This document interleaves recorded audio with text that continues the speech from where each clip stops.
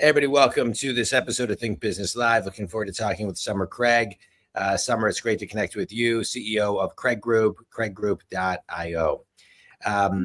You guys focus on growth strategy for private equity-backed companies, but where I want to get started is you're the second person this week that I've interviewed that has climbed Mount Kilimanjaro. So I want to start there. And so talk to me about the discipline of preparing for that and the lesson learned from that. Yeah, absolutely. Thanks for having me, John. I'm glad to be on the show. Yeah, it's way more fun to talk about mountain climbing, honestly, than sales and marketing growth motion. So I would much rather focus on that. But yeah, my husband and I climbed Kilimanjaro. We've climbed a few notable mountains. That was one of the first really, really, really tall mountains we climbed.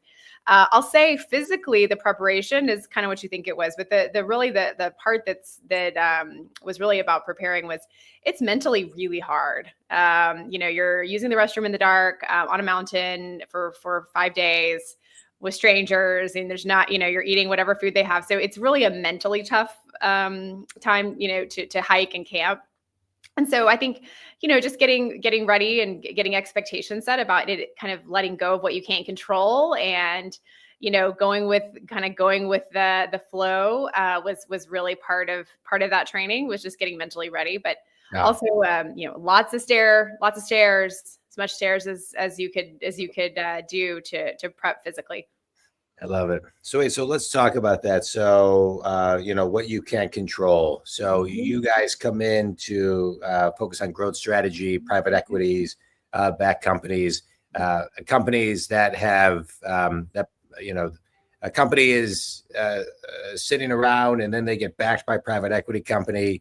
They go from running their business to now things are not in their control, right? Someone else is controlling a major part, if not all of their business. Mm-hmm. How do those owners, like you had to learn on the mountain, how do they fall into that? Because it's not always, I'm a business coach and I work with solopreneurs to Fortune companies. And I work with, I work with private equity companies and the companies that private equities invest in as well. We do different things. And so it's a nice compliment talking to you. I'm glad to have you on the show. Yeah, great. I mean, But how do you find they kind of like surrender to that? Sure. Yeah. Well, I mean, first of all, I would say selling your company to private equity is not for everybody. So I think that you have to know as an entrepreneur, as an owner, when is that right? When's the right time? Is that what you want? Is that the lifestyle you want? Is that so? I'd say if there's an immediate visceral reaction to losing control, then it may not be the right time for you to sell your company. Yeah. But the reason why PE comes in, right, is because you as an entrepreneur, as a business owner, have done something probably pretty good. You've built something worth buying, which is awesome. And you're now ready to grow that asset that you've built and then hopefully have an even more significant exit down the road. So this is, for people that are ready for that. I think also admitting if you're ready to be bought out and you're ready to grow, that also means that you're admitting that you don't have all the answers. Yeah. Right. Because somebody's coming in, they're giving you $100 million and they're saying, hey, we're going to support you to 3x, 4x, whatever the multiple is. So I think inherently in that, as an entrepreneur, as a CEO, you have to know that means outside help. That's what it means. So I think mindset is really right. But even if you have that mindset, I mean, we deal with this every single day. There's always friction. It can always be a challenge between what the financial backers wish or want the company to do versus what the CEO is actually going to do. I think a little bit of tension right there is actually really healthy because the CEO likely knows way more about the business than the PE firm will ever know. And the PE firm also knows a lot more about how to scale a business sometimes than the CEO. So it's a good balance, but I think admission of needing help, admission of saying, oh, I grew it to this level, but I want to go somewhere else. That kind of surrender to saying, I want others to help me. That's really what the most successful CEOs realize. Yeah. And I think, getting to that point where they know what's in the best interest of the business versus their ego, and being able to surrender to that and know that they have taken it as far as they can. Mm-hmm. My question to you is, they've taken it as far as they can, but in many cases, these people are still visionary, so they can see it, but they can't necessarily get there. They don't know the tools to scale to that next level. And so talk a little about kind of the mind of that CEO, that owner that the PE company is buying, where they still have the vision, but they don't have the skill set to scale to that next level. And that struggle that they go through to finally say, okay, PE company, let's do it. Yeah, I mean, that's actually a description of an ideal situation because PE is typically stronger on the operations side. So they want to seek out those founders that are the visionary part of the puzzle. So usually in that case, especially if that visionary CEO is going to stick around, let's say they either have an earnout or they've been required to stay in the business for a period of time, you want them to do their visionary work. Do some strategic planning, do some growth planning. You kind of want them to do that. With now this surrounding support network of operational excellence, right? So now you've got, likely a more professional CFO. You probably have better accounting tools. You probably have implemented a CRM. You're working with a group like ours. You're going to review all of your inbound, outbound sales and marketing motions and get your spend really tightened up. So, those types of things are usually things that the visionary CEOs need help with. So it's a great compliment. And again, as long as everyone's incentives are aligned, and most of the time, these are going to be financial incentives around whatever the end game is, whether if it's an exit, if it's an IPO, and what that multiple goal is. If everyone's on that page, it typically goes pretty well, because if everyone's working towards that, then it works. If somebody's, for whatever reason, maybe they're not correctly incentivized to want to grow the company in alignment with the PE firm, that's where there's going to be some disagreements in the business. Yeah. So you come in and you focus on growth strategy. And so walk us through kind of the steps. So a private equity company comes in, they buy, a handful of companies, let's say. And so what role do you sit at the table as as far as the PE company sees? Yep. And then where do you begin to do your magic when it comes to, I would imagine step one, just the discovery of what they're doing to determine what's working, what's not, what they're not doing, what they need to be doing, et cetera. Just kind of walk us through the process. Yeah, absolutely. So Craig Group can partner with private equity in many different points in the process. Sometimes they bring us in diligence if there's questions around the efficacy of their lead generation, their sales team, their marketing technology tools. Other times we get brought in right after the deal closes. Typically in that scenario, there's a desire to hit the ground running very, very quickly and to grow fast. Other times we get brought in later in the hold period, where they've allowed a CEO to maybe run the company on their own for a couple of years and it's not growing at the pace that it needs to be. So no matter where we get brought into, you're exactly right. We do our first, we call it a phase one. It's essentially a gap analysis is the first thing we do. Uniquely at Craig Group, though, the gap analysis always includes quick wins. So we try to go ahead and get things done as fast as we can. So again, we're responding to the urgency that PE has. And so we want to have quick wins while we're doing that gap analysis. We move from a gap analysis at that point, and most of the time, and I'll just say we work in, lower middle market to middle market. So these are, $50 to $250 million companies, usually first institutional capital. There's usually no CRO, there's no CMO. Maybe there's a head of sales, or maybe that's the CEO. So operationally, it's rather thin on the growth side. Usually they've just grown because the CEO had really great relationships. They haven't actually tried. So we'll come in and evaluate that. And the number one lens we're going to look through is how do we multiply? How do we scale? So if for example, this is the most common thing we see, is that all CEOs or many CEOs hold the core relationships themselves, or one key salesperson, and they don't have a written down process. It's all in their head. They don't use the CRM. Even if they have one, they don't actually use it, or they only put things in the CRM that close. So they're only really using it as a financial reporting tool. So what we're going to look at, we see risk there. The PE team sees risk there, right? So we want to de-risk by writing their sales processes down, creating repeatability. Creating inbound and outbound marketing motions that are repeatable, meaning, okay, this is going to be what your customers are responding to. Let's do that in a way that's automated and repeatable. So with that, we move into the second phase, which is implementation. So our firm also uniquely moves right from strategy into implementation. So we do in-house implementation from all revenue creation activities, including, sales, marketing, rev ops, and reporting. And so then we support the company usually, 2-3 years through their hold period until they're ready to hopefully sell and have the final exit that they're looking for. It's great. It's great. I want to talk about a little bit more about being repeatable and predictable. Yep. One of the things that I talk about a lot is, I'll ask people, what's the goal of a goal? And sometimes people have a hard time answering it. And the answer is the goal of a goal is the process. The process is always the goal. And so I love what you're talking about when it comes to repeatability, predictability. And it's amazing, Summer. I see companies spending millions and millions and millions of dollars on CRMs, on technology, just zoom in on CRM.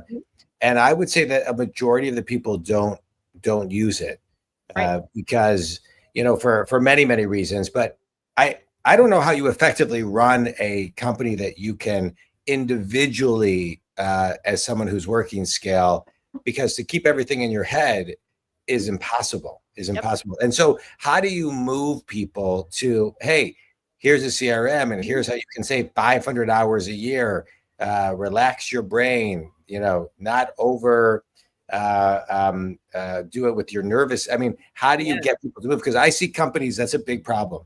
Yeah, it's a huge problem. It's a huge problem. I mean, and it's two things, right? So there's a technology concern, and I'll talk about that first. But this is also about, culture change management, right? The culture of the company. So on the technology side, something that we find many, many times is that there is a CRM in existence. So we'll just stick on CRMs here. But the tech team, so let's just call it the IT team, was the owner of that business, the owner of the project. So that the IT team owned it and implemented it.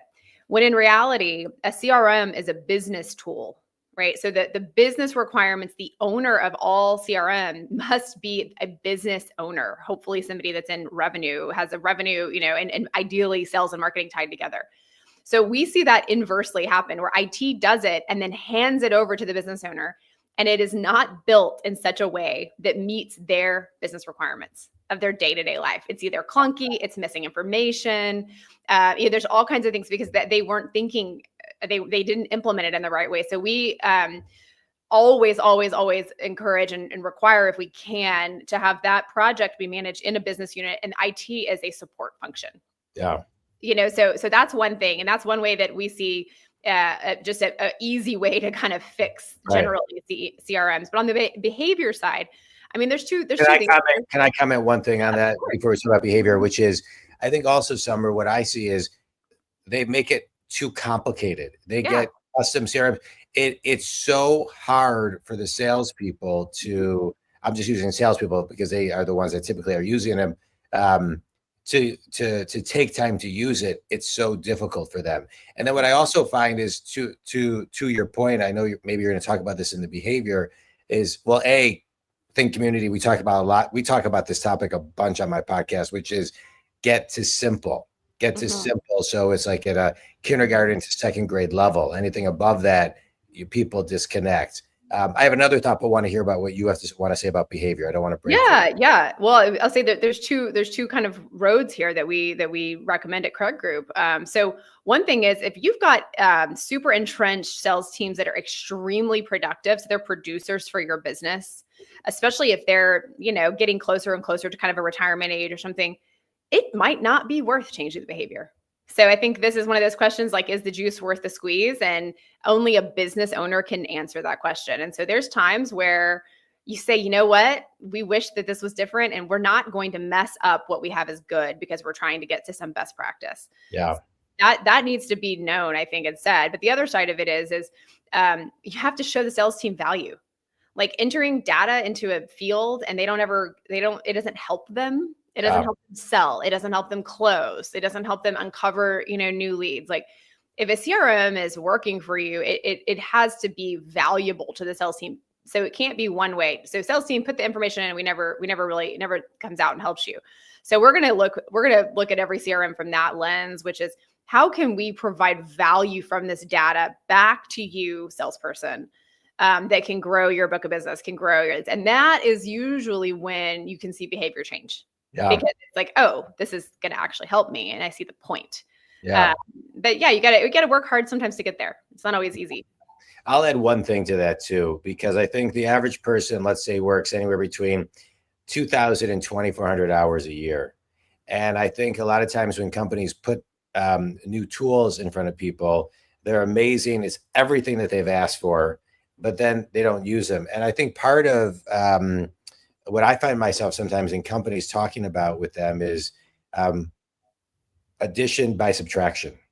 Meaning if they need 100 extra hours to actually utilize the CRM, then we need to figure out a way to help them subtract and find the 100 hours first. Yeah, sure.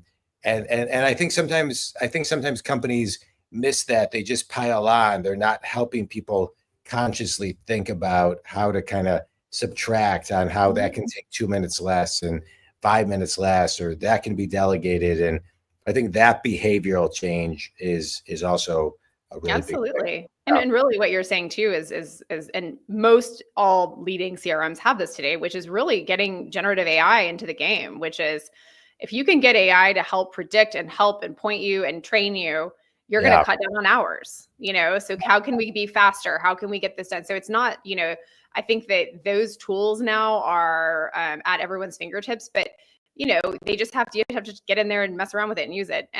But the time savings are going to be real if you lean into those automating tools. Yeah. Think community we've talked about. I talk a lot about time management, Summer. One thing I talk about is for every 4 minutes saved a day, that's 24 hours a year.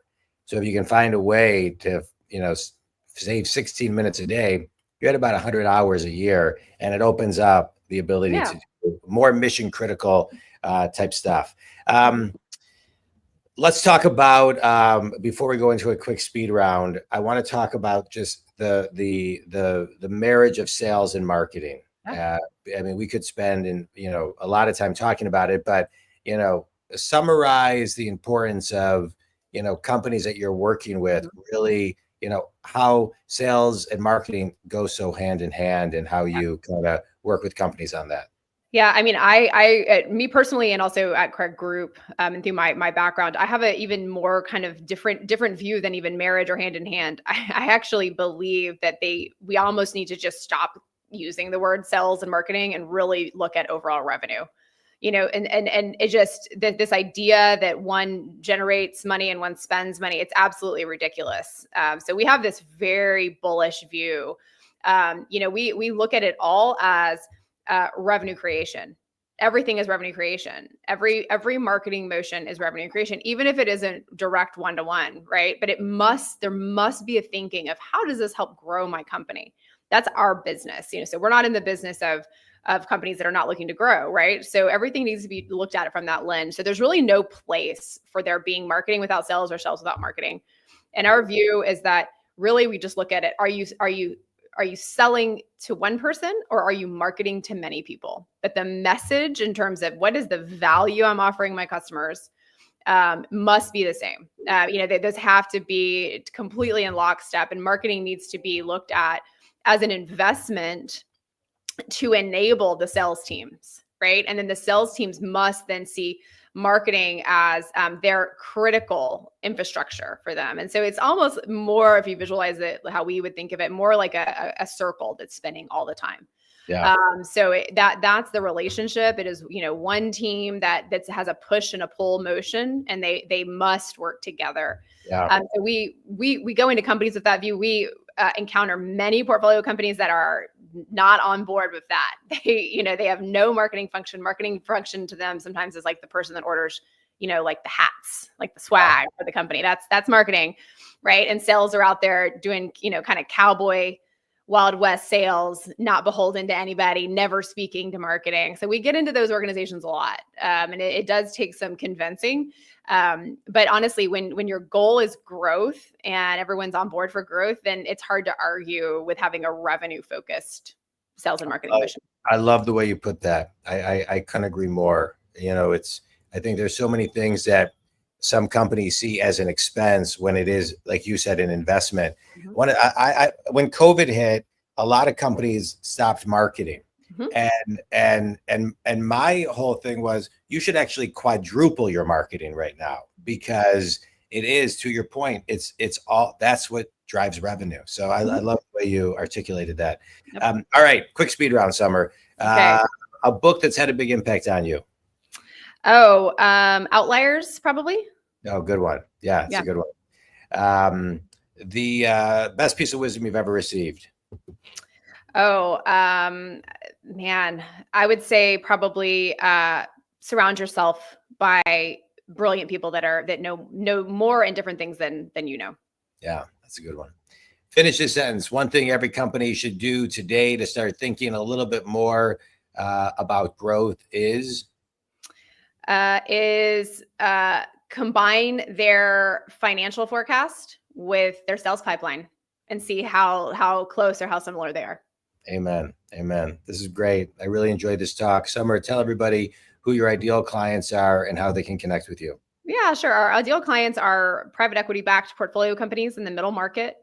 We work across all different industry verticals, but we have a specialty in manufacturing and industrials and healthcare. And you can find us at craiggroup.io. It's great. This was great. Summer, I appreciate your time. Think Community, as you know, I'm a business coach. I work with solopreneurs to Fortune companies. I work with people who are successful and stuck. I work with them to get them unstuck.